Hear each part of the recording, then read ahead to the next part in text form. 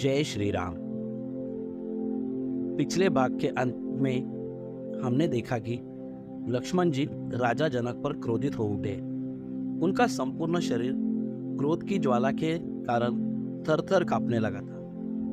अब उसके आगे राम जी द्वारा धनुष भंग। लक्ष्मण को अत्यंत क्रोध एवं आवेश में देखकर राम जी ने संकेत से उन्हें अपने स्थान पर बैठ जाने का निर्देश दिया और गुरु विश्वामित्र जी की ओर देखने लगे, मानो जैसे पूछ रहे हो कि वर्तमान परिस्थिति में मुझे क्या करना चाहिए। विश्वामित्र जी ने कहा, वत्स, लक्ष्मण ने सूर्यकुल की जिस मर्यादा एवं गौरव वर्णन किया है वह सत्य है। अब तुम धनुष पर प्रत्यंचा चढ़ाकर लक्ष्मण के वचन को सिद्ध करके दिखाओ। गुरु की आज्ञा पाकर रामचंद्र जी मंद गति से पग बढ़ाते हुए शिव जी के धनुष के पास पहुंचे। राम जी को धनुष की ओर जाते देख सीता जी और उनकी सखियां तथा जनकपुर के समस्त दर्शकगण अत्यंत प्रसन्न हुए, किंतु उनकी प्रसन्नता को संशय ने घेर लिया। वे सोचने लगे कि जब विश्वविख्यात शक्तिशाली राजा और राजकुमार इस शिवजी के धनुष को हिला नहीं सके, तो राम जैसे सुकुमार किशोर बिना की प्रत्यंचा चढ़ाने में कैसे सफल हो सकेंगे। सीता जी भी मन ही मन परमात्मा से प्रार्थना करने लगी कि हे सर्वशक्तिमान, इन्हें इनके उद्देश्य में सफलता प्रदान करने की दया कीजिए। मेरा हृदय भी इनकी ओर आकर्षित हो गया है, अतः इसकी लाज भी आपको ही रखनी है। हे प्रभु, आप अपनी अद्भुत शक्ति से इस धनुष को इतना हल्का कर दीजिए कि यह सरलता से उनके द्वारा उठाया जा सके।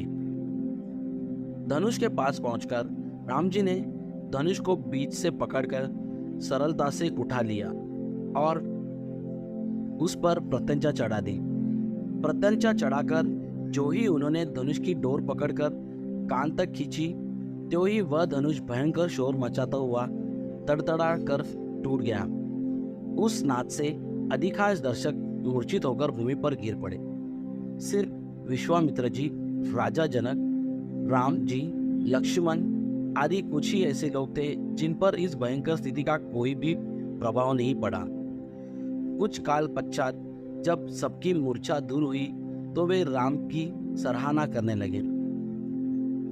धनुष भंग हो जाने पर राजा जनक ने विश्वामित्र जी से कहा, मुनिवर, मेरी प्रतिज्ञा पूर्ण हुई, इसलिए अब मैं सीता का विवाह रामचंद्र के साथ करना चाहता हूँ। मुझे अपने मंत्रियों और पुरोहित को विवाह का संदेश लेकर महाराजा दशरथ के पास अयोध्या भेजने की आज्ञा दे।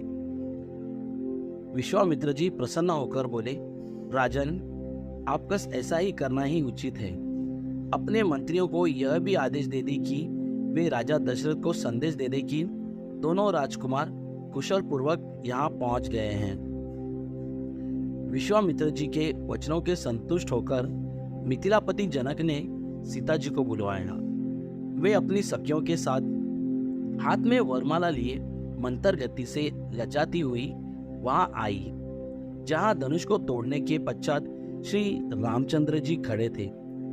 सखियों ने मंगलगान प्रारंभ किया और लज्जा, संकोच एवं हर्ष के भाव से परिपूर्ण सीता जी ने धीरे से श्री राम जी के गले में वरमाला डाल दी। दोस्तों, आशा है कि आप सभी को यहाँ तक की कहानी पसंद आई होगी। इसके आगे की कहानी अगले भाग में। दोस्तों, आप सभी से यह निवेदन है कि अपने इस चैनल को लाइक, शेयर और सब्सक्राइब जरूर कीजिए और कमेंट करके आपका अभिप्राय भी जरूर दें। और हाँ, साथ ही साथ बेल आइकॉन को भी प्रेस कर दीजिए। धन्यवाद।